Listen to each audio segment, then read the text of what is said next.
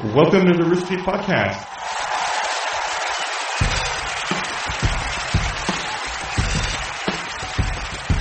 Drunk Tank Podcast 2010. Broadcasting these shows that'll never end. Got Bernie, Jeff, Joel, Gus, and even Jack. They be all in one room, man, that shit's whack. Talking about rendezvous like that spicy sauce. Or waiting 10 minutes talking about loss. Gus getting angry over Jack's shit. But Jack's backed up by his bro, the Skids. New themes each week, man, they all rock. Yet I wonder what happened to Teresa Bach. Drunk Tank Podcast, enough's been said. Hey, Bernie, by the way, can you guess this beat fed? Achievement unlocked, bitch. Oh my god. Hey everyone, welcome to the podcast. That was fantastic. That kid is awesome. That needs to be at the end of an 80s movie. Oh my god. I think that might be the second entry he's had. Really? What's his name? Dark Crad 14. Oh, Crad 14. yeah, of course. Awesomest Yeah. person ever. Yeah, he said he That's did his name. the theme for number 21 as well. He, and here he is. He's dropping his new one. He Dropping it like it's hot. That was pretty awesome. Kudos, sir. Yeah, good job, man. I'd give him I should make sure he's got my award. So how's everyone doing? This is one of our final podcasts in this building, hopefully. Are you sure about that? Yeah, Hopefully. probably our second to final podcast, right? Yeah. Next week will be our final podcast. I'm excited. I refuse to put a number on it, especially after yesterday. What happened yesterday? Do you want to talk about yesterday? I would love to talk about yesterday. Let's talk about it. So nothing is better on a Monday when you're building a new building than having a fire in that new building. In the fire's defense, it was outside the building. It was on the premises. That's important. But the fire department had to come, and they turned off, they cut the power to the building.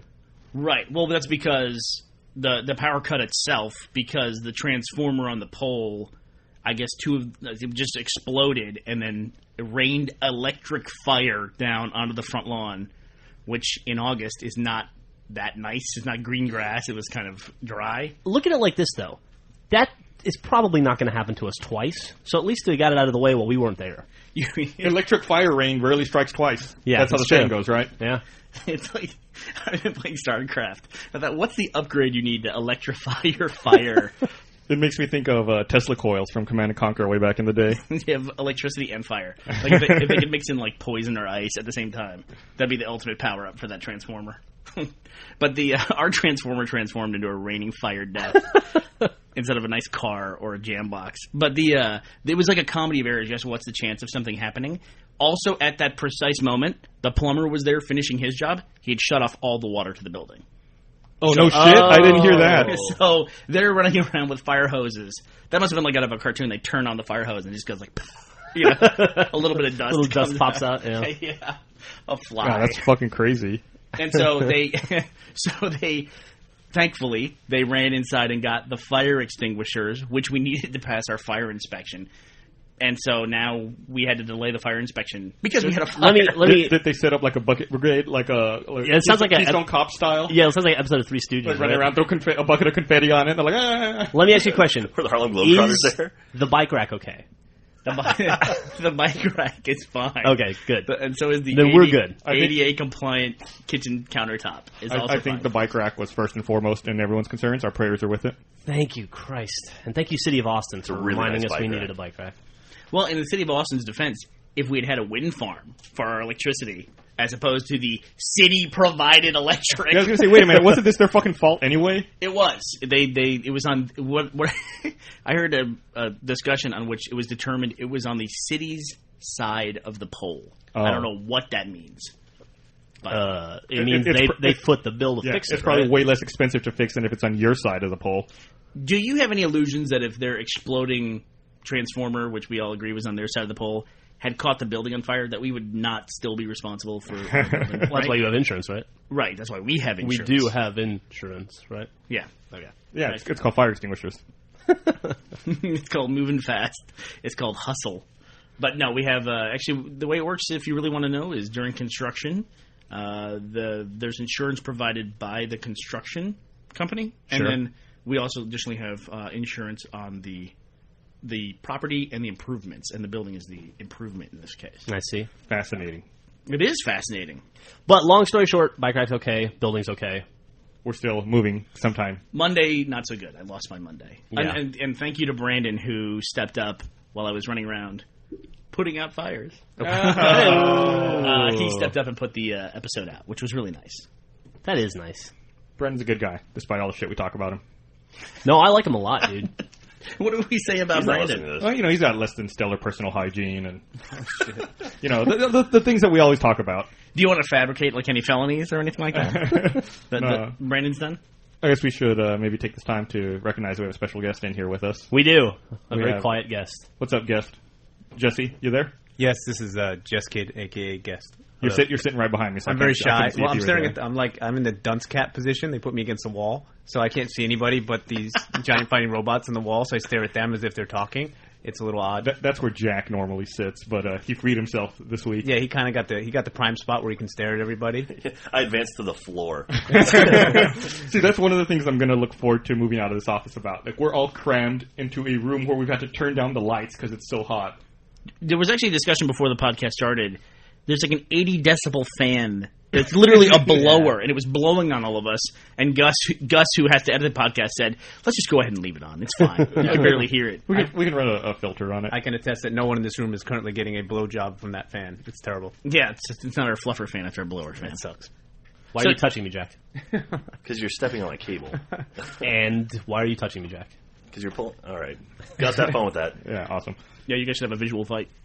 So we've known Jeskid, Jesse Cowell. Now we've known Jesse for how long? 6 years? I think it's been about 6 years since I stumbled across your site and said, "Oh my God, please love me" for the next 6 years. And Yeah. Jeskid has consistently been the most watched member of our community site. I would agree with that. So out of 800,000 people and growing, it filters down to essentially Jeskid. I still can't understand how that happened, and there are kids in high school who are still angry that I ever became popular at anything.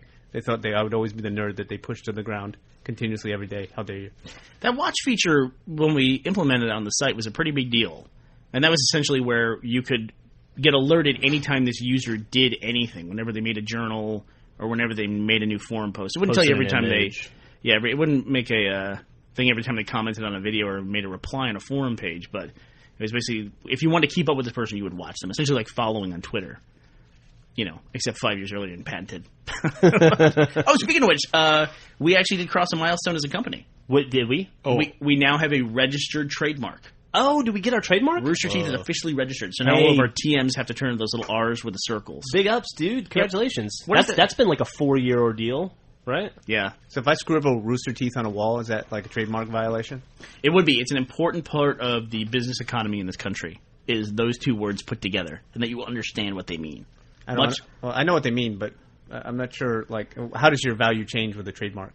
Well, one of the big things is because we put the logo on clothing and that kind of thing, we just have to protect the rights for it. I don't want to get too much into it, but people can make a lot of merchandise, and it makes it a lot easier if you have a registered trademark. So I can't sell my scribbled on Rooster Teeth clothing anymore. that's right, bitches. And plus, it's fucking awesome. We're legit. Raise your hand if you're trademarked. I can't even. I don't have my hand out. It sucks balls.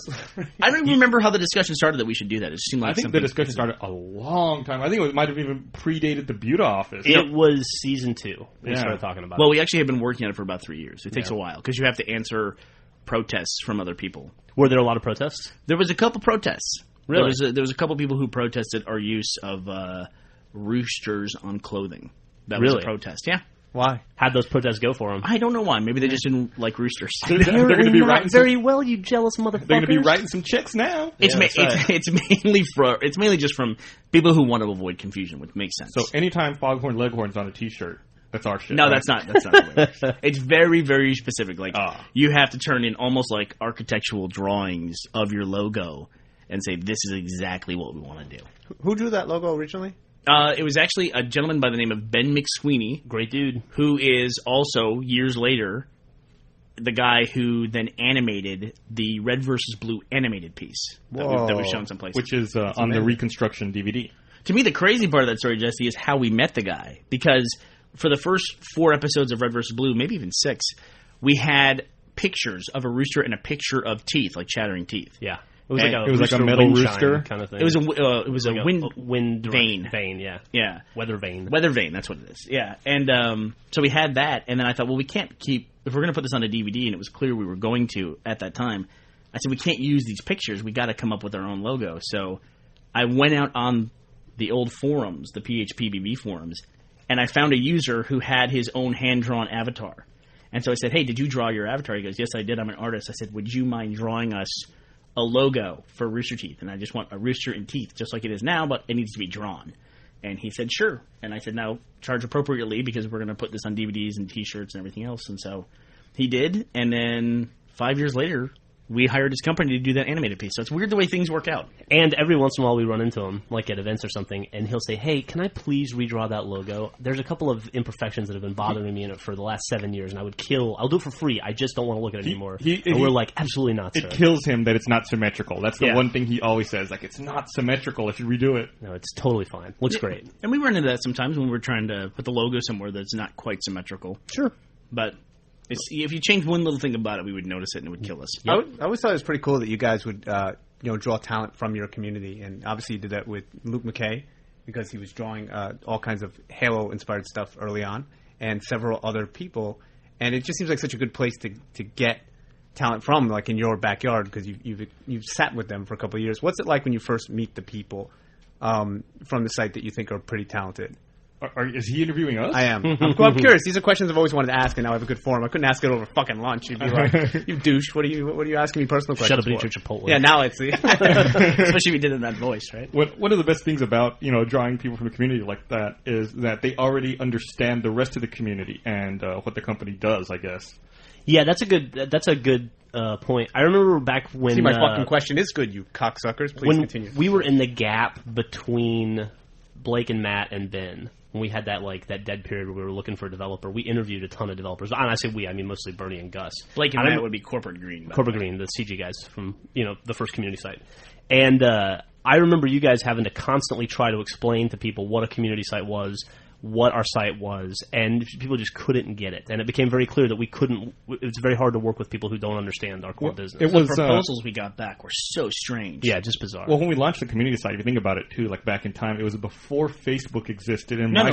Facebook was there. Facebook? Okay. Facebook was there. Yeah. Facebook was university only then at that point. I think Facebook started in 2001 I think. And MySpace was still pretty new, I think. So people really there really wasn't this big social media push. It was, we started right around right around the time Friendster started to get popular. Yeah.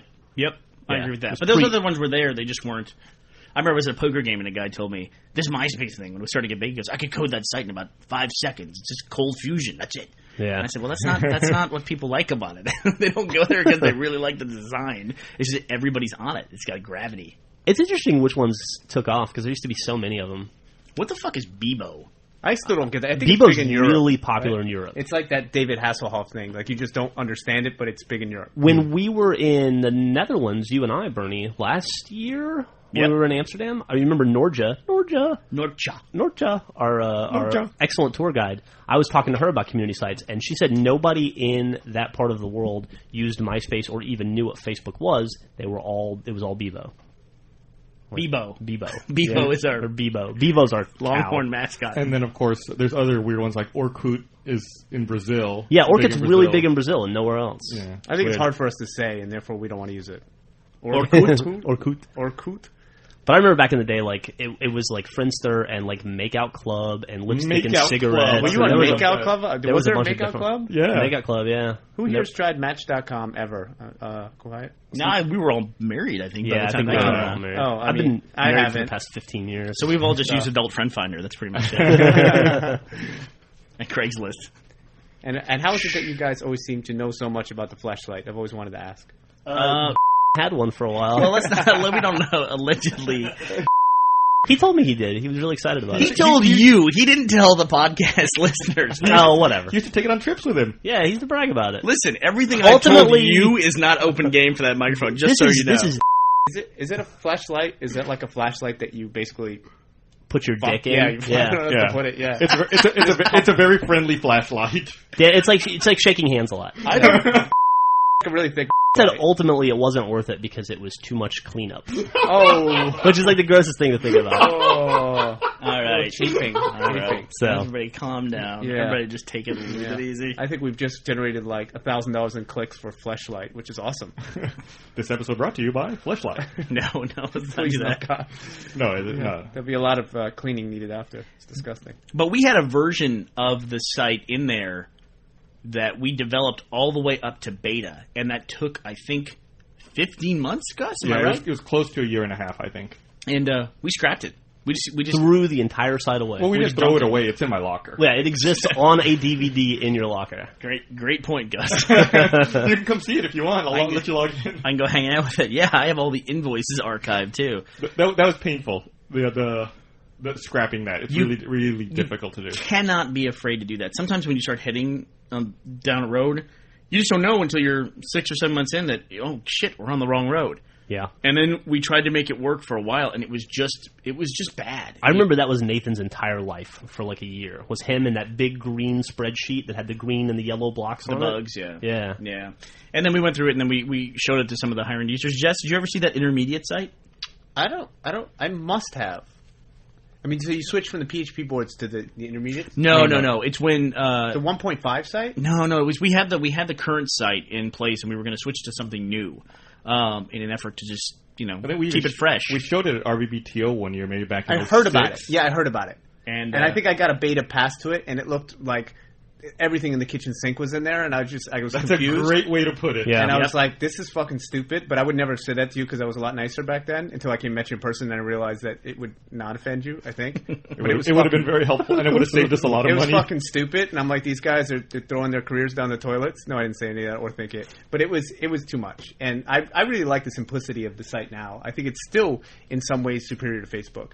I think that that not having everything live updating is kind of nice. And being able to say, oh, I haven't checked in on somebody for a while, it's good. I thought the biggest change you guys made was the change in the economy. And that was, I think, the most interesting thing about the original site was that no site had any sort of, like, currency to it. And you introduced something, and users started to compete for a currency that was virtual, almost like a Second Life, but in a social sense. And it was really cool. And I know you've made some shifts to it. But I thought that was probably the biggest innovation. If only the bigger innovation would have been to charge people for mod points. no, I think the You bigger could have, because that could have. microtransaction. But that's what they do for like a Mafia Wars and stuff. You really could have made a killing on it. But yeah, but it just destroyed a lot of what people were doing was just they were fighting for mod points or they were faking it, and that was the big deal. And it became a major issue of like, you guys have got to police the system, and you have to. It's like it's just for interaction, for telling people you like stuff. It's like, no, I need more points. Like nobody can see your points. Yeah, What do you care? That's why back then we had like 15 mods, and all they did was manage that. That's it. And catch 24 people hours a day. and catch people mod cheating constantly, and that was like it was. And it would make people incensed. It's like we're doing something else around here. We're not doing that. And it was like the point of the mod system. You talk about it like a currency. That's not what it was. It was like a weird side thing that happened that we never anticipated. It was a thing that the people were supposed to be able to say, instead of commenting and saying, I really like what you just said, they could just +1 the comment. And they could say +1 cool, +1 funny, or -1 lame. And then they're called mod points because they were supposed to help moderate the site. Right. But nobody ever used them like that either. They're just. But eventually they did become currency when you guys started putting the most modded users on the front page. We still have that, though. Do you? That was who got modded, not who got mod points. That was who got modded. Right. So you had to give them to people. The most positive contributor to the site, in a way. Exactly. Because the person who received the most positive mods. You can think of it, I guess, now in retrospect, looking back at it, it's almost like a Facebook-like, but with more attributes assigned to it, and with also a dislike side of the attribute as well. Right. Yeah. You can say you dislike something and it drops down. But positive or negative, and then for a more specific reason. You get a lot of like little wars. You'd have whole battles fought over who dropped that mod bomb on me. What did they call it when somebody would hit you with like 300 negative points or something? There was some and word then for people it. get infuriated. Oh, it'd be the end of their lives because they get so invested in this number as if it represented. For me, to be watched was like very nice. I didn't really care about the numbers. I was really glad you switched it over to the simpler +1, -1 kind of thing. You get one vote. I think people were sort of hoarding and cheating, and it was weird. But it formed a sort of really interesting culture, I thought, at the time. Well, I think a great example of how the new system is so much better is that if you go back and just go back and look at one of my journals, because my journal, a lot of people end up on it, right? If you go back 4 years from now, or 3 years from now, one of my journals might have 5 mods, like 5+ mods on it, or 10. Now there's like 350. And that's awesome. That was the point of it. Right. Or you would have a journal that had 500 mods, and it didn't mean anything to you because it could have literally been like Finch Lynch really thought it was funny and gave you 500 mods. Right. Yeah. It could have been one person. The number meant nothing. The number meant nothing. And now it's like, 350 people like your journal. Yeah, I like that a lot. And I like the fact that I can check, too, because I feel like I can go see who it is that actually liked what I did. I love to be able to check my history on that. I thought it was a great addition. Yeah, well, actually, that's turned off right now because of performance issues. But it's kind of turned out. It's just trimmed. Is the word I like to use. It's turned down. It's like right now. It's kind of paused. Before it was all think about every mod point ever given on the site for everyone was all in one giant table. It was like ones and zeros, just this enormously long string, and it just became a little unruly. I wonder how many mod points that is. Do you have any concept for how many mod points have been given? I could tell you. I'd have to look into it. Well, the e-monomy got up to 12 trillion points. Even had a name for it. That's awesome. Yeah. The economy. What I think is really interesting is you guys were dealing with sort of the privacy issues of Facebook before Facebook when you installed that the view history thing. What do you call that? View log. View log, yeah. Right, so you could really sort of check up on where somebody had gone or not gone, and that was sort of Facebook before Facebook, you know? You could check up on what people had done publicly. Yeah, and that's why I never thought it was a big deal. Right. Because it's something I was doing publicly anyway. Right. Yeah, you couldn't check and see, like, he messaged so-and-so or something like that. It was just... Right, or he made a friends-only journal. You could, and that's actually... Or he hooked up with that girl that was really a dude. Sorry. And that actually wasn't that new a feature. PHPBB had a user log in it where you could see where someone had posted. And so if you were posting with someone, you could see where they go. So it's pretty much the same thing. I mean... But I remember, Jess, you actually talked to me about that. Like, you were really concerned about e-stalkers. And and people were talking to me. I'm worried about e-stalkers. I encourage e-stalkers nowadays because I'm desperate for attention. Right. Please continue. Back then, I was probably a little different. And that's why I remember asking, like, what is that? I don't know what that is. I don't know who are the people that are e-stalking people on the site. What does that mean? And plus, it's information you're putting out there publicly anyway. Well, I think it was all a growing process for the web, too. I think that none of us really knew how to deal with these new issues of you're not used to going around and having somebody be able to track who you've talked to. It's just odd at first, but then you realize that this is public, and what I say here is part of a larger record, and you just got to kind of get rid of the idea of privacy. Well, I didn't understand. Like, you were one of the people who didn't like it. What was different from view log versus watch? Because watch when you put up an image, they could see it, and when they put up a journal, they could see it. I think the big difference is. Well, I'm sorry, I don't want to ask you. Go ahead. No, I feel like one is one I'm broadcasting intentionally. One I'm saying. I mean, I guess I can be sort of selective sometimes. I try to be very open, but I can be selective. So one I'm choosing to send to a lot of people. One I'm directing towards one person. And I understand that other people come across their profile, they can see it too, but it's really sort of a narrow message. And I felt maybe at the time, it's hard to go back, that narrow message was sort of being broadcasted by that link button. Mm-hmm. Oh, so you're talking about personal comments when you would leave. Correct. For people who aren't on our site, that's our equivalent of our wall, essentially. Right. It's just kind of, and Facebook does it too, and I think you just get kind of used to it. But it's kind of weird. Like, I left a message for somebody somewhere, and I know it's in their part of whatever the e-world or the world, and that somebody else can follow that and sort of get involved in something that really wasn't directed towards them, and maybe they're not even part of that crowd, and then comment on that. I still find that kind of odd. The other thing, too, is that you also have to consider the fact that we talk about this when we're designing the site, is that our experience on the site, I mean the staff members of Rooster Teeth, is entirely different from everybody else. If we design features that we use, most people don't have a use for those. Because absolutely, our level of use on that site is totally different. People, like, we deal with a lot of people wanting to talk in our personal comments and things like that. For most people on the site, they're trying to meet other people. And they're trying to start relationships. And you, as a most watched member on the entire site, people are watching out for what you do. So your experience on the site totally different than the average user's experience. Yeah, let me tell you something about being that most watched thing. It always strikes me as sort of odd hearing it because it sort of connotates an arrogance that I've never been really comfortable with just by the title itself. I mean, I like the fact that a lot of people participate in what I do, but I feel at the same time that it makes you seem like you think you're something because you have some title that just seemed to happen because you did stuff that people were interested in. And I don't know, I've always been sort of sensitive about coming across as anything but being very humble about that. No, you're super douche. Well, yeah, but only, here at Rooster Teeth Productions, I started that fucking electrical fire, so cross me again, see what happens. So why are you wearing that most watched T-shirt? That's what I'm saying. Did you make that yourself? Well, I had to trade my highest karma level underwear and get this most watched T-shirt. No, I lost that karma thing years ago when I gave it up. In the discussion about, we go back to this E-mod and me change, where instead of having you couldn't mod something. The other flip side of that mod economy thing was when you ran out of mod points, you couldn't mod something anymore. You had to get more, right? Somebody had to give them back to you, right? Or you had to use the site for a while and it would build them up for you. That was our thought at the time, was it would encourage you to make a journal or do something that people would mod, so then you would then get mod points for it. It obviously worked, right? I mean, it worked. You just got out of control. And that you would spend them judiciously because they took work to get. Right. But then people just started banking them. Yep. And so one of the things we talked about to replace it, I remember one of the other users came up. No one could make a really argument for keeping them. It was just that they're here. Well, people who didn't want to lose them, those were the ones who argued the most, I think. The people who were cheating and breaking... Basically, not cheating, but the people who were breaking the system wanted to keep it I want to point this out, too. It's almost like... it's not even on the level like achievements on Xbox. I'm trying to think how to equate it. It was a point total that you had, but nobody else knew you had it. Like, you were the only person who could see how many mod points you had. And they were meant so that you could mod other people. They weren't meant to be something you hoarded like a point system where you got higher. That was your karma level. Right. So this was a bank of points you had to give to other people. But then people tried to get them as high as possible because it's a number. They tried to raise it as high as possible, which meant they were actively not modding other people. And then what they were doing is saving them up and bombing someone's account. Well, yeah, they pool them. They get like a group of 6, nasty little bastards. And if you can hear this, you know who you are. They'd pull them together, and then they'd go after some user they didn't like or didn't, like their pictures or whatever, and they'd just do it to make them feel small. So it was being used as a really sort of cruel tactic. Like someone would say, "Here's my new dog," and they give it negative 800 mods, right? just because they were. And you'd have like a flame dog. War, yeah.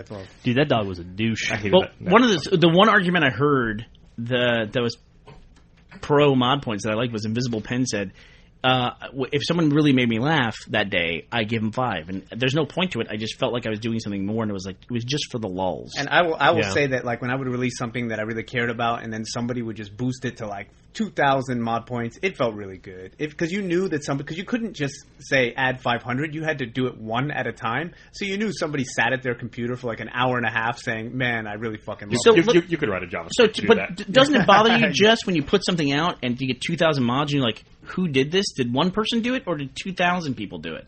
Yeah, I mean, I was, like I said, I always liked the fact that people would get my journal updates more than these points. But they were nice in a way for that one time because, what I do requires getting attention just like, any sort of small company out there. And there was a small time when you were the most modded, you would appear on the front page as the 3 most modded members. So it actually had value because I would get more attention by being on the front page and more people would, get to watch the stuff that I did. So, I mean, there was a reason in the system that I liked it. But as far as getting the points, did they mean anything? Not really. Yeah, we had to take people off the front page, too, because that was a thing that, you could be, it was still the same thing. You're talking about 2 different things. You can still be the most modded member on the site. That still exists on the site. Right. But the mod economy was how the mod points were given out. Now the mod points are given out, whereas if you ended up on the front page, everyone on the site likes this thing, as opposed to like, I have a buddy who has 5,000 points. Correct. And he pounded, my journal entry with 5,000 points, and so now I'm on the front page. That has no value. Right. We're trying to protect the value of that. Yeah, one's a legitimate appearance on the front page, and the other one's just power level. We know you and your buddies like your thing. We get that. You know what I mean? But the other part of it too is that with the putting users on the front page is that. I mean, that's a classic example of a couple bad apples. I mean, it's just like they get on the front page and they change their avatar picture to cocks. And it's like, guess what? We can't have pictures of cocks on our front page. That was a sad day. That was pretty sad. Do you remember what I put on the front page? I bet you do, Bernie. That was sort of borderline early on. No, I don't remember. Okay, so here's how... Oh, you switched your picture to a girl, right? Yeah, well, here's what I did. And, is it unethical? I don't know. I wanted to have people watch the stuff that I created as well, and I was going on the internet showing it, and I really love the Rooster Teeth community. And so they would put me on the front page, and I decided that the thing that would get most people to come through to my profile would be to put this girl against a brick wall who was just far enough away that she seemed like she could have been attractive, but the only way to find out was to click that little icon and see her come up. And it was like a trap almost. They would come through, and I said, if you clicked on this girl's picture, you're stupid. Right? It was like sort of ironic. I acknowledged the fact that it was ridiculous they were coming through, and then I shared with what I did. But I know it was like that, putting that cheap little porn picture to get people through the door, and I apologize for anybody. I forgot about that. That's one way to get followers, telling they're stupid. Well, I know, but at least it's ironic. I'm embracing them with the sort of humor and saying, if you clicked on it, I mean, we all know by clicking through on a hot chick and it's not the hot chick, you've sort of fooled yourself. You know, you shouldn't have been clicking on it in the first place. It's what every video on YouTube does. Yeah, basically. You know? I mean, you guys did it recently as a joke too. That was part of the video, making fun of that, and so we did it.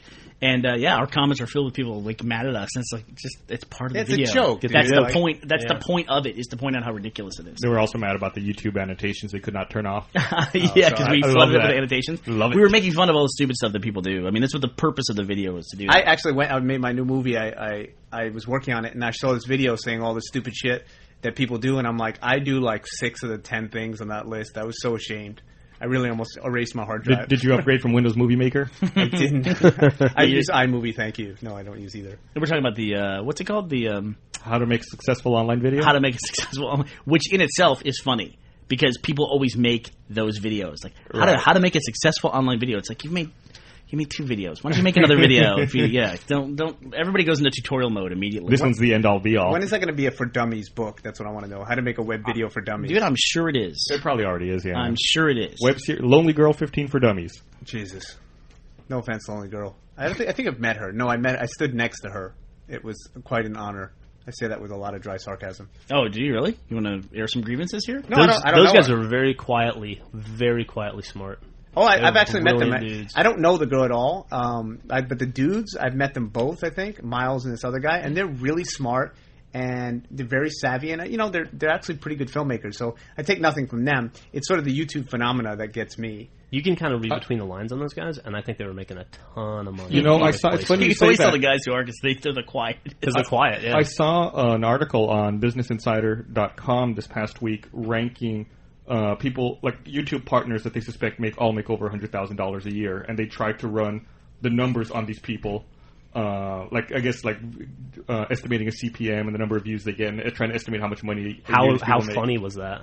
It was pretty awesome. Who do you think the top money-making YouTube user is? I'm going to go with Shane Dawson. Probably is now. Shane Dawson or Phil or... Who was it? Was it the... Carly, Carl, or you Carl, what the fuck that is? No, I think... you just look at view counters. That's all that matters. It's probably the Annoying Orange. It's probably Annoying Orange, like in a short-term basis, yeah. Business Insider put Shane Dawson as number 1 and Annoying Orange as number 2. Yeah. If anybody's curious. Or that Ray William Johnson dude. How much money do they think the Annoying Orange is making?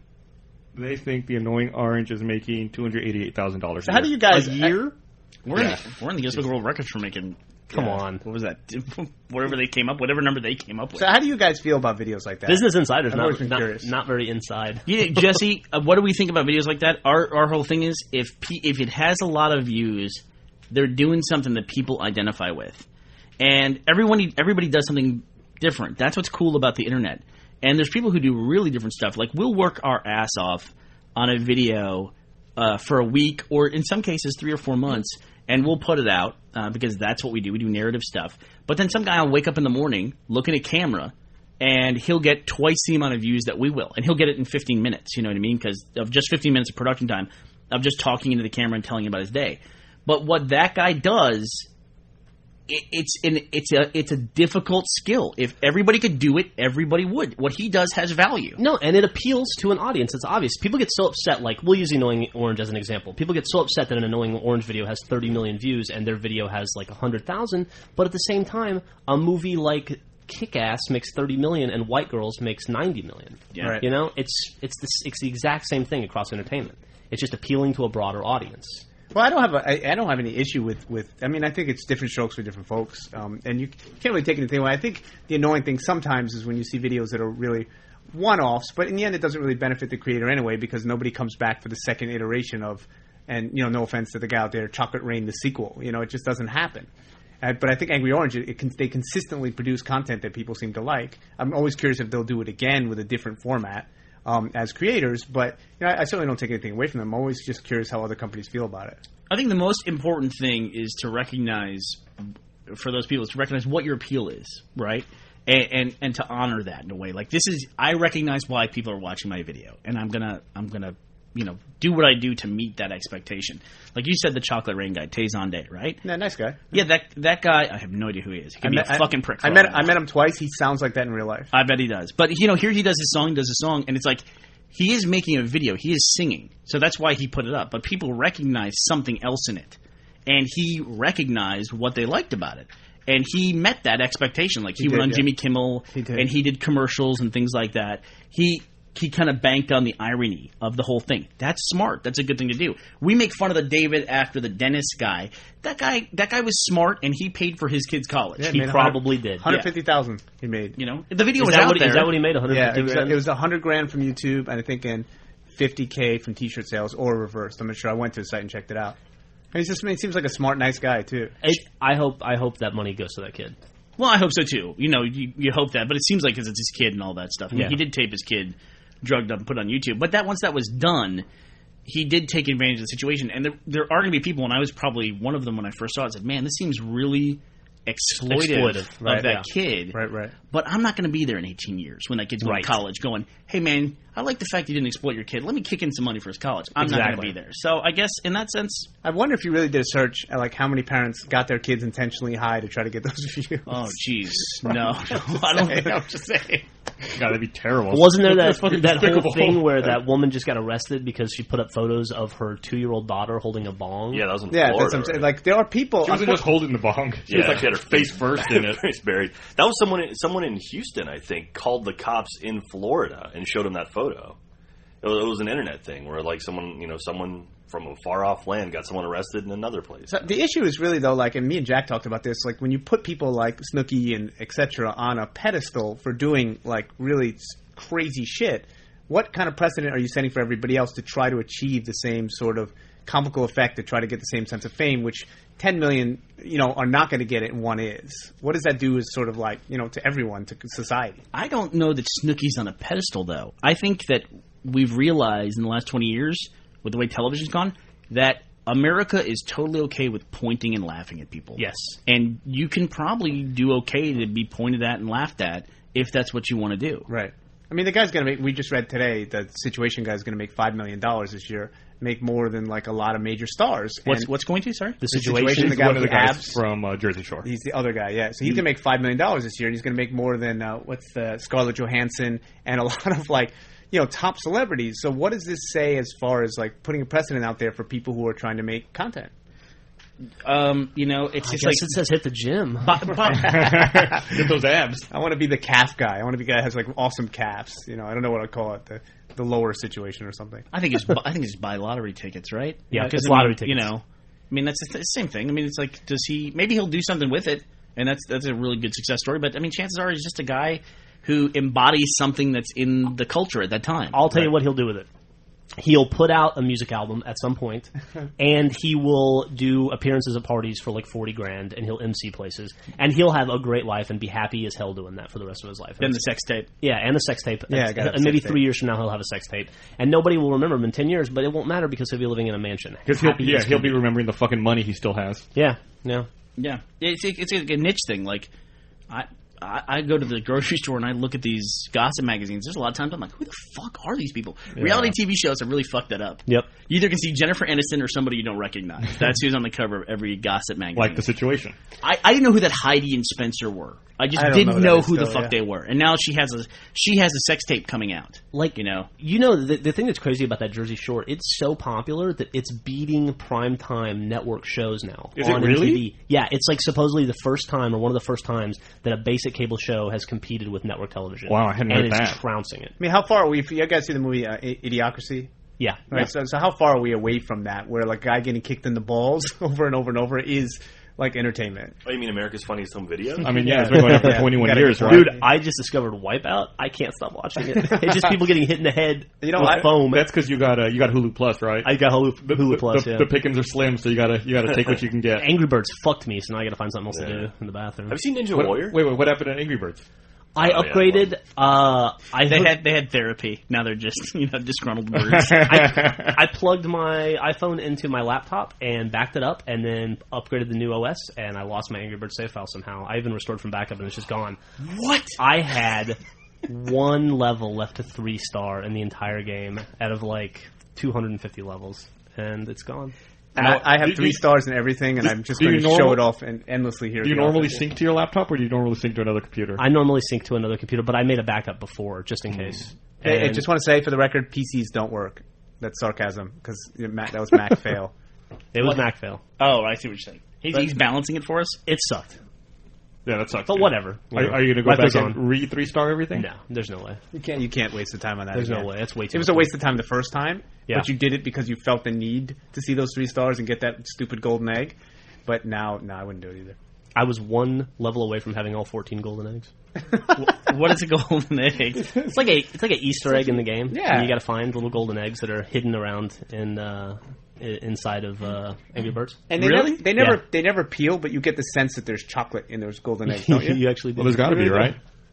They're great. They're like achievements or Avatar Awards, or they're very fun to find and catch. Hey, did you see that? According to Alexa, which of course put an asterisk by it, YouTube is now the 3rd most visited site on the internet. What's number 1? It passed Yahoo. It's Facebook number 1, right? Oh, Facebook's up there now too. Number 1's Google. Number 2's Facebook. Wow. So number 3 is YouTube. Number 3 is YouTube, and now number 4 is Yahoo. But you can't really separate Google and Yahoo at all, because when you do a Google search for any video, like they pop up like conveniently in video format through Google. They're tied completely. After Yahoo is Live.com, Baidu, Wikipedia, Blogger, MSN.com, and Twitter, rounding out the top 10. What is Live? What do they do? That's Live is Microsoft. MSN. Okay. It's Hotmail now. Okay. That's interesting. So yeah, YouTube moving up. Yeah. So Google has 2 of the top 3. I'm sorry, on your list, was AOL on there anywhere? No, AOL was not on there. Well, you're laughing, but I mean, Yahoo's on there. Who goes to Yahoo? Yeah, that's a great speaking question. of which, on Yahoo follow-up, I think I read today that Yahoo has switched its search engine, like the back-end engine, over to Bing. So is that true? Yahoo has stopped using Yahoo? Yahoo is now powered by Bing. Yahoo used to be powered by Google, didn't it? Yes, Yahoo was powered by Google. So are they just a news scraper now? They don't do anything else? I guess they're trying to maybe promote themselves as a portal, like where you get your news and stuff like that. Yahoo still has one of the best finance sections of any website. Yahoo News is a great site. I actually use it. They also have a really good fantasy sports site. Oh, yeah, I used to use that a lot, too. Yeah, for sure. We should do a fantasy football league here for the office. Let's do it. Fucking, I hate that. You hate that? All right, so Bernie's in. Bernie, let me guess. You hate cheering for both teams. I hate cheering for players. I cheer for teams. You know what else I hate? I hate fucking point spreads. I hate that. For those of you who aren't aware of the scourge of fantasy football, it's where you build your own football team from players all across the league. And so, like, you have a receiver from the Packers and you have a quarterback from the Texans, and then you just watch the game to watch the performance of the player. It's the worst thing ever. But it's sit there and watch Randall Cunningham tank your entire fucking season. Dude, no. It's the best thing ever because you watch every single football game. Every single football game has some sort of importance to you. It's live action. It's live action video game football. It's awesome. I feel like we're getting dangerous. No, fuck that. I want to end that. I want to end this fucking stigma we have against sports talk. We can talk about whatever we want. Gus, what's up, man? Hey. So we should do a fantasy sports league. Absolutely. Bernie can join if he wants to, but he does not obligate. I'm gonna do something else. I'm gonna join and pick a fucking team at random, and I'm never gonna trade anybody, and that's it. And I'm gonna be. You just let it auto draft. You can do that. I'm going to let it auto draft. I don't even know what that means. Gus, have you ever seen one of those negative leagues where you get points for people doing bad things? No, that sounds retarded. It's pretty cool. Like my friend. It's like when Terrell goes out and gets drunk. Is that? No. It's like for example, you pick a running back. You have to have nothing but starting players, but you get points based on them failing at stuff. So like if they fumble the ball, you get 2 points. But if they score a touchdown, you actually lose points. So it's like reverse. So you're like picking players you think will do bad. So that's what I mean. In essence, you could just flip your bracket on your fantasy league, and whoever's in last place is actually in first place. Kinda, yeah. So what team do they support down here in Austin? I can solve that problem. The Longhorns. I can get a winning team in your little fail league instantly. What? I'll just go Cleveland Browns. Wow. Cleveland's got Colt McCoy now. I don't know. I'm not up on current. Jordan Shipley, former UT wide receiver, is doing pretty good with the Bengals this season. All right. I'm so happy I can talk about sports on the podcast. This is boring me to death. Gus, I'm going to go back on your going back on the Yeah, I agree. All right. I tried to control. We'll talk afterwards, Gus. It's terrible. It's terrible. It's terrible.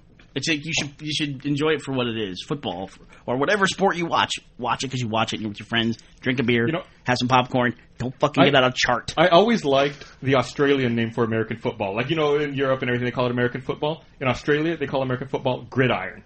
Which I think is cool, an awesome name for football. I think we should rename it to Gridiron. Like robots in Gridiron. I know, it sounds awesome. What was that we're in the future. What was that robot video game where you built your football team and they were robot? What? How can you even ask that question in this room? That's Cyberball. Cyberball. Sorry, dude. The fucking nuclear ball that would blow up after a while. That's right. It would go critical. Yeah, it was awesome. It was fucking awesome. Well, why is that not in the little arcade thing that you have in the office then? I'd like to play it. Yeah, arcade thing's broken. I know. Why? It also had a really specific 4-joystick console, right? The tournament edition of right. Cyberball did. Cyberball was an awesome game. Here's a great trivia question. What was the year of Cyberball? Because it was 2084, wasn't it? I think you are correct. Wow. 2084? Or is that Robotron? That was Robotron. Look at that. I think I'm old school. Was it 2014? Cyberball 2014 or 2020? So we only have 2088? 4 years to go? That's right. And then we have 2072. 2072. Okay, that seems plausible. Yeah. Oh, yeah. That's totally realistic. Stephen Hawking will tell you that. Well, we do that with Murderball already, that just, they're actual dudes in wheelchairs. Hey, weren't you telling me, Gus, the other day that Stephen Hawking has said that we are 200 years away from being... That was on the podcast. Yeah, we said that last Wednesday in Drunk Tank 75. I was referencing it. Cool. No need to go there. Look at Mr. Teflon here. Deflection. That's good. All right, moving on. Glad we talked about it.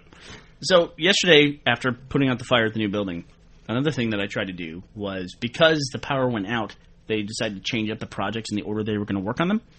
So they said, Bernie, can you get the dishwasher for the new building? And I said, sure, let me just, I'm already out, let me run out and get a dishwasher. Let me tell you something, and this is going to apply to none of you. If you want to get a dishwasher in one day, here, let's role play, Jeff, you and I. All right, let's do a little role play. I'm actually... You be me.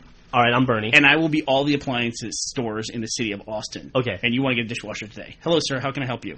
Well, and I'm glad that you asked. I'm actually looking for a dishwasher for my business. We just bought a new building, and we're sick of washing dishes, so we'd like to I just want to run in real fast. The guys are ready to install it. Just pick up the dishwasher. Money is no object because I'm loaded. When do you want it delivered? I have a giant pickup truck. I can just have somebody throw it in the back of my truck right now. Go fuck yourself, sir. Excuse me? I'm sorry, we're done talking. Bye. No, seriously, I went to 1,000 places yesterday. I finally ended up at Lowe's where they had 6 dishwashers in stock. But everywhere was like, I'd call them on the phone. They go, yeah, we got stainless steel dishwashers. No problem. Come on in. I come in. It'll be 3 weeks for delivery. 3 weeks? Home Depot was the closest. I think they were a week and a half out. Could you just wheel it out yourself? I'll even buy the dolly in your store. They would offer to sell me the showroom model. I'm not going to buy a showroom model dishwasher. Yeah. I'm going to put dishes You don't know what people have been Employees have been washing their drawers in the store and that shit. Or worse. You don't want any part of that. Washing their fleshlights. It's not a kid in there. Yeah, fleshlight. Dude, and what is with Apple? 2 edits. We actually stopped at the Apple store the other day, and what is with the fact that I don't think they sell any iPads, actually, with just Wi-Fi. I think that's bullshit. I think they're all Wi-Fi 3G. I think that model doesn't exist. I have a Wi-Fi one. I have a Wi-Fi. Fuck you guys. Snap. I'm going home. No, yeah, they all got Wi-Fi ones. Every store I went to, they're like, no, we don't have that, but you can have the model that you'll never use for an extra $129. I'm like, thanks a lot. Then I get it, and they're like, 2 weeks ago, by the way, we stopped the unlimited plan, so fuck you on that front, too. Oh, you have a 3G one? Yeah. I have a 3G that's not activated because I didn't have anything. Couldn't find it. Nice. I went to 7 stores. I drove 100 miles to get an iPad. I bought mine on apple.com/store. I'm getting really quiet. I went to the Apple store and I said, hey, do you have iPads? They said no. I said, can I get on a list? They said, yeah. Then 2 days later they called me and they're like, your iPad's here, sir. And I said, okay. Okay, my point is kind of dead. It's not as good as Bernie's fucking washer story. Sorry, the iPad wasn't a critical emergency. I didn't have a hot button situation. But you didn't. The point is, iPad to be resolved. So I waited 2 days and I got the one I wanted. I didn't waste $129. I wasted 2 days. So Bernie, you could wait a few days. What is the issue about needing to get it right away? Because the power was out. The contract. It was something that they could install right then. It's that chair, Gus. It's that chair, man. It aggravates Gus. It fucking got me started. I can't see you. I don't know what's going on back there, but it's making me angry. Oh yeah, I'm sorry. Gus hates It's just me. anybody sitting behind you makes you mad. It's like I'm like something in my periphery's moving. Absolutely, I'm sitting in Gus's vision, and today we got to talk about sports, and he's yelling at Jess. So And you see, I'm always sticking with Jeff, and Jeff and I have direct eye contact. that's what it is. Look, he's been smiling this whole time. It's great. I know Jack's not quitting the podcast. No, man. Nothing been slammed. Podcast isn't over yet. We'll see. That's true. Well, I came into the office and I'm like, I'm the most watched user, and they're like, I don't watch you, douchebag. Get the fuck out. I mean, it's like, who are you? And Gus is the meanest person alive to me. I don't know why. Well, you can't remember that I take half and half in my coffee. It's not my fault. Yeah, he's like, be my intern. I'm like, my name's not Gavino. Oh snap, I love you, Gav. Oh, did you guys see the new Drunk Tank animated adventures with Gav's headlight fluid story? Oh, dude, that's classic. I'm an idiot. That's classic. Might be the funniest moment in the history of the Drunk Tank. Ripped from the Drunk Tank archives. What episode was that? Do you know? That I only know because it was in that video. It was Drunk Tank number 30. Wow. You can almost hear like the leopard's about to leap while he's talking. I was trying to egg him on a little more. We all got so quiet. I was like, really? The headlight fluid, huh? I think Bernie just lost it. It was so hard not to laugh. It was like, oh man. I'm a total dumbass because I didn't realize it. At first, I'm like, why are they getting on top of him? Like, it's headlight fluid. I bought it. I'm kind of dumb, too, apparently. He said it very naturally that the headlight fluid got all over the stunt driver. My favorite part of that in the animation is he talks about the stunt driver burning his hands, and the stunt driver says, "Oh, my arms are all on fire." So calmly. It's very British. I've burned up all my arms. That kid is great, though. Those animations are classic. Speaking of British, did you see the new Wheatley trailer for? Can we give a shout out to the guy who does it? Jay or Dan. Jared. Or is it Jared Dan 23? Oh, yeah. Jared Dan 23. Yeah. On the site, he's Jared Dan 23. You should watch that guy because he's funny. Very funny. But I hear he's the new Jeskid. Give him all your mod points. Yeah, they just released a new Portal 2 trailer with Stephen Merchant now does the voice of Wheatley. He replaced, was it an animator or someone? Yeah, I think it was someone internal. Yeah, it was someone internal that some British guy had him doing the voice, and then they replaced him with Stephen Merchant. Stephen Merchant is Ricky Gervais's writing partner. I don't know who Wheatley is. He's the new little character in Portal 2. If you haven't been watching the trailer, the side Yeah, he's like a little eye that sort of follows you around and helps you out and stuff. And he's sort of a comic relief. He's like your friendly robot. Yeah. So anyway, the new trailer is really, really cool. They show like an assembly being, or like the turrets being built. Yeah, and then really awesome. And then they show a bit. They show the end of the new trailer is the same as the end of the old E3 trailer, but I guess now with Stephen Merchant doing some of the lines, and he changed it up a little bit. Yeah. Yeah. So it's really funny. Really Based on what some people have told me about that with the painting that you do, it just none of it makes any sense to me. Like, he means like the repellent paint, like the blue. Oh, okay. Goo. Yeah. Yeah, I haven't seen it. Oh, the new stuff. Right. Okay, yeah. It's crazy. That must be a hard team to get people to join, to interview them. How do you qualify for being on the Portal development team? You got to have like 4 PhDs, right? Yeah, right. You have to have built a rocket that went to space. You have to And 100 miles doesn't qualify as real space. That's low Earth orbit. Everyone knows that. you have to draw them This a maze interview is over. in 1 minute. But I just got done playing. I just got done playing StarCraft 2, playing all the way through, and I actually played the last 4 levels on casual, just so I could get through the story as fast as I possibly could. Because they were that good? I came in, you saw me come in, and I was showing you guys cutscenes from the game on Gus's Collector's Edition disc. Oh, yeah. Well, you already beat it? Yeah, I'm done. You bought the game like last week, right? Friday, I bought it Friday. I It only took a couple days to beat. Yeah. I don't know. I took my time with It's it. like a 12-hour game, right? I also replayed Yeah, a few like 12 levels hours. to get the achievements. So. RTS is a weird genre because it can be a fucking grind when you Yeah. play it. Or you can just play the way I play, which is set up a bunch of bunkers and then build the biggest possible army of death behind it and then just roll through the entire map. Yeah, Right. Yeah. And that's just the way, I mean, once you learn that strategy against AI, against campaign, that works fine. Yeah, against AI on casual, that's a no-brainer. Oh, on casual, you need like 5 units. You go through the whole damn thing. It took me a long time to beat the first level on Brutal. You beat the first level on Brutal? I beat the first level on Brutal. I couldn't was do it. Oh, fucking tough. I've done almost all the first ones on Brutal now. I guess. Really? Yeah. I've only game for a month. I only play multiplayer for some reason. I don't even play a campaign. That's so interesting to me. I would kidding. I never played set it foot in hard, by the way. multiplayer until I Yeah. finished the No way. campaign Yeah. of a game. And I hate multiplayer games because I hate little kids screaming in my ear from start to finish, but I can't really hear them in that game, so I just, I get to play in peace. It's kind of fun. Hard as Brutal's bitch, Jack. Yeah, I can imagine. Yeah, hard was pretty difficult, so I can imagine Brutal's insane. Bernie, did you watch all the cutscenes of all the different people? Like, did you talk to Tosh and Ty and all those guys inside? You went through all of them, like between every level? Pretty much. I mean, I think I did. That's pretty cool. I don't think I missed everything, and it's also there's a mixture there of in-game cinematics and then cinematics, Yeah. which are their full CG cinematics. Holy cow, man! The people who do that. There's a cinematics team. Is that Blur? At Blizzard? No, they're internal to Blizzard. Internal? Yeah, they have a director and everything, and they great. do all their own stuff. Those guys are putting out, I think, the best stuff on the planet right now.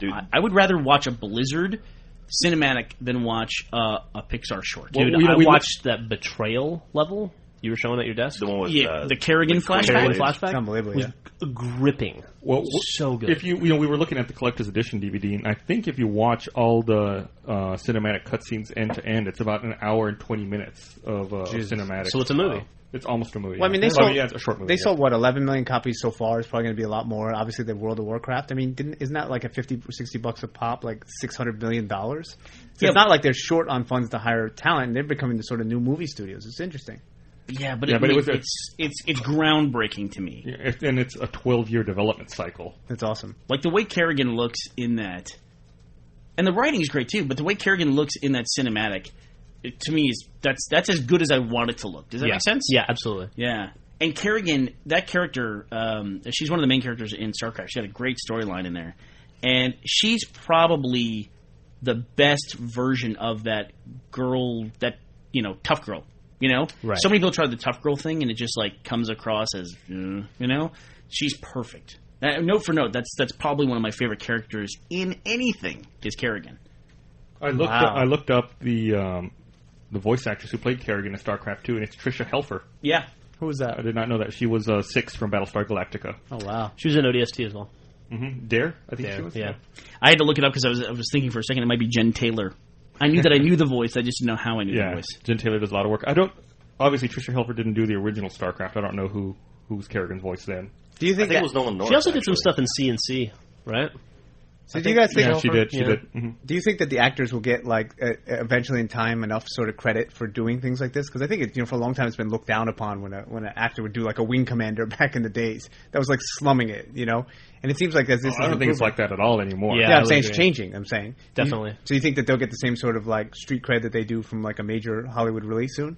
No, I think Jesse. I think you're right. They're disagreeing with you. I think you're right. I think it's still seen as slumming it. You think so? Yeah. You think like Jack Black doing Brutal Legend was slumming? I don't think people have put any value in that at all. I really don't. And I think the developers don't put a lot of value in it either. I agree with that. I mean, I see stuff where it's like, if that were the case, we would have voice actor stars who aren't famous already, right? Right. It's the movies and TV that make them famous. I guess that's true. I mean, we're not all jumping around because we met the voice of even Master Chief. They're trying to get their game to ride on the other popularity, on the coattails of their other projects. Is that what you're saying? Yeah. Well, I'm saying it's like the video game is not what makes people famous. Gotcha. I mean, we're saying, do we think video games that real actors will get notoriety for being in video games? Like that statement in itself means that video games are not on the same level. Okay. Yeah. What about web excellent content? Point. Same thing, slumming it. Who do we meet? We met the voice of Mario at a GameStop convention. That would be drop dead, dude. If you met Harrison Ford, the guy who plays Indiana Jones, you would talk about that for a month, and it was a novelty to meet the guy who does the voice of Mario. Yeah, I forgot about that. Yeah, you forgot about it, right? Yeah. It's crazy. What did he do Mario's voice in? What was the first one he did? I think Mario 64 is the first time he talked, isn't it? Is it? I think so. It's me, Mario. Okay. Wasn't it Pizza Mario? The first time he talked? Pizza Mario? What? Wasn't there a tech demo for the 64 that was Pizza Mario? Yeah, I remember that. It was like a billion Marios on top of the pizza? It was from, It was like E3 2000? 1999? E3 we were there for that, I think. It's funny you don't remember that because you told me about it. I'm like, who the hell watches video game promotional stuff? Like, you guys would watch E3 stuff, and I'd be like, hell yeah. Who does that? Who looks at trailers for video games? Internet visionaries, that's who. Fucking pioneers looking forward into the future. And Gus was like, it was 2001. Gus like, I'm going to get on the Facebook account. You hear about the dude who's got the $3,500 check that could have him owning half of Facebook or more? I thought it was more. That was like 85% or something. It is 85%, you're right. It's most of Facebook. Wow. And he's got this check, and he's like some dude in upstate New York or something like that. Yep. Who paid Zuckerberg, or what's his name? Mark Zucker, I think. Zucker. Isn't that one of the plots of The Social Network? I think the main part of The Social Network, which is the movie coming out of Facebook, is that he stole the site from a popular club site at Harvard. Zuckerberg. Okay. Oh, is it? Okay. It's Zuckerberg? Yeah.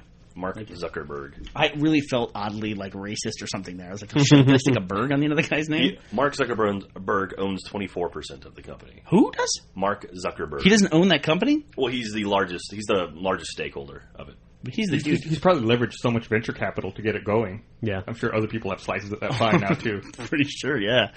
I'm surprised he still owns 24% of that company. 24% is a lot. How did this site go from just being like so small to humongous in like 2 years? It's momentum. Open It's API. gravity. The more people are on it, the more people want to get on it. To me, that was a longer one. To me, Twitter's the interesting one because it was like all at once. It just gets it gets mentioned a couple places at the same time or within the same window.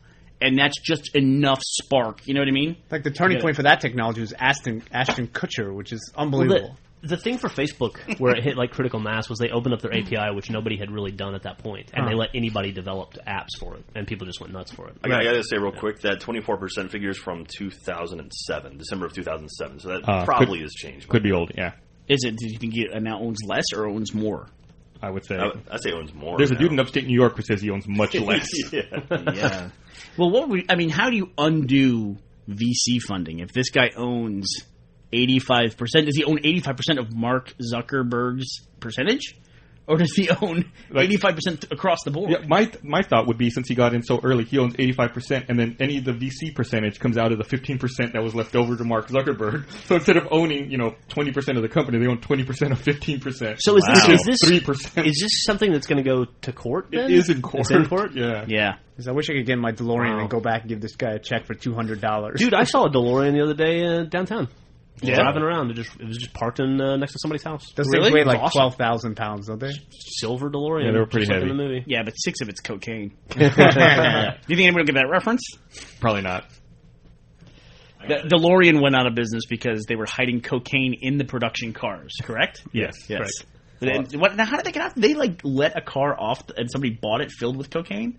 I don't remember how it happened. Jack, you're on Wikipedia. I'm sure that's a reliable source. Speaking of cocaine, Gus, you watch a lot of documentaries on Netflix. Have you ever watched Cocaine Cowboys? No, That is the greatest film ever made. It's a fantastic Wow. documentary. I'm coming out with it with the documentaries. I mean, it's so sensationalized. I've seen this thing like 7 times. I went and they had a sequel to it. I looked it up, and I'm glad I'm not the only one out there. There's something about this. You kind of wanted to deal cocaine by the end of this movie. Yeah, no, it's I'm not great. trying to be like a proponent of it, but it's so sensationalized. You're absolutely right. It's No, I'll do that. Do cocaine. Let's go buy DeLoreans. It's basically just the story of how Miami became a drug mecca.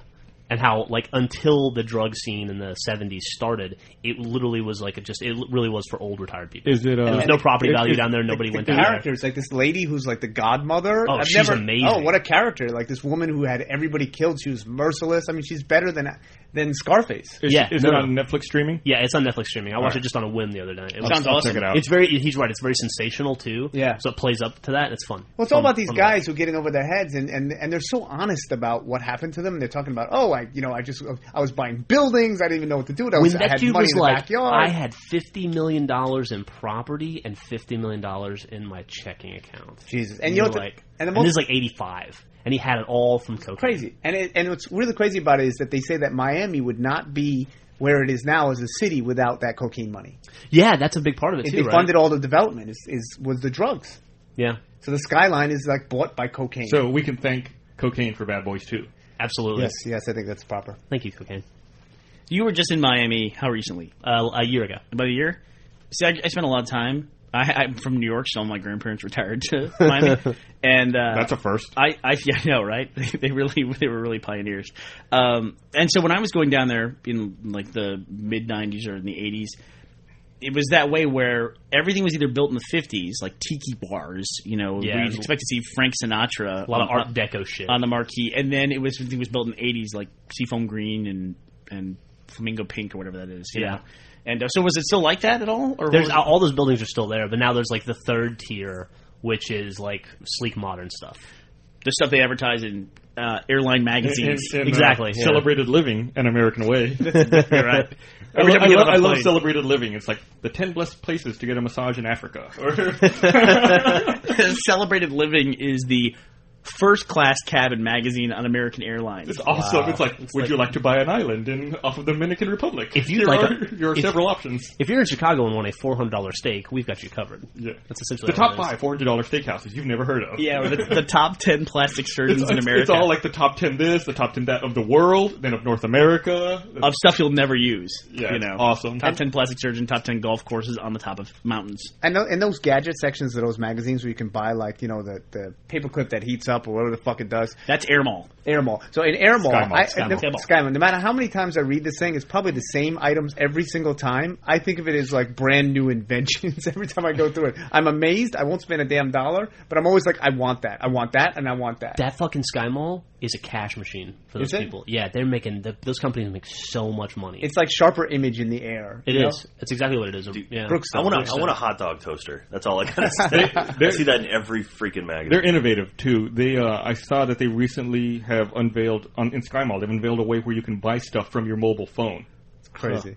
I think like they walk you through like linking PayPal to your phone so that you can buy stuff. Like you text them the SKU of what you want and then you've got it. That's awesome. Yeah. I don't know. Go ahead. Well, I was just going to switch a little bit. I took JetBlue to get here, and I could not fucking believe that there was no Wi-Fi on board. Couldn't believe JetBlue. That is surprising. They probably don't want that because they probably want you to use the DirecTV that's on JetBlue. That's true. But the DirecTV's free now on JetBlue. It is free? Yeah. And the Wi-Fi's free in the airport, and they have plugging stations everywhere. It's really nice, and then I got on the plane, and I was offline. Dude, there's no free Wi-Fi in the Austin airport, and that's... Yes, boggling. there is. It's the free public Wi-Fi? Free public Wi-Fi, which I see everywhere. Don't fucking use that.